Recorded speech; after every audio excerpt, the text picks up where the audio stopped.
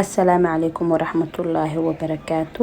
Waxaan rabaa inaan idinla wadaago meesha aan fasaxa u soo aadnay macluumaadkeeda sida gabdho badan abaayaala ay iiga soo qoreenba Snapka, Facebooka, TikToka.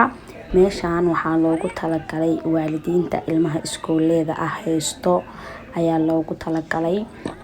Waa meel hoteelkii iyo activitieski iyo cuntadii isku jirto. Ma haysataa ilmo 17 sano ka yar. Haddii aad haysatid ilmahaasi waa ku free. Labada waalid ayaa lacagta la baxayo.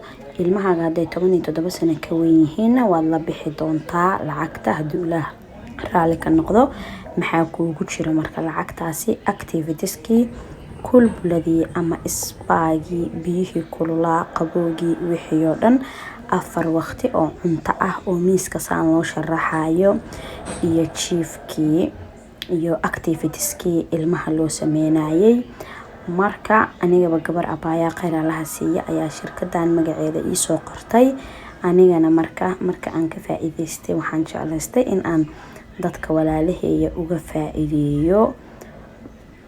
Marka waa kaasas cuntada loo soo bahleena hawada banaanka sidaan meeshaan u qurux badan tahay lagama sheekeyn karo. Banaankeeda waaye baduu saaran yahay. Intana waa xagga dambe meesha saana u qurux badan tahay meeshu qurux. Ani Ilaahay amarkiis fasax marka aan jiko ka raysto ayaan dareemay in aan fasax soo aado, laakiin gurigaaga ka soo bax guri kale imo fasax ma ahan. Sidaan oo kale haliiskaga soo aado hooyooyinka maadaama aan daalnay. Shirkadda magaceeda marka aad ka dalbanaysid waxaa waaye MTL Ho aad ku qoraysaa Google-ha.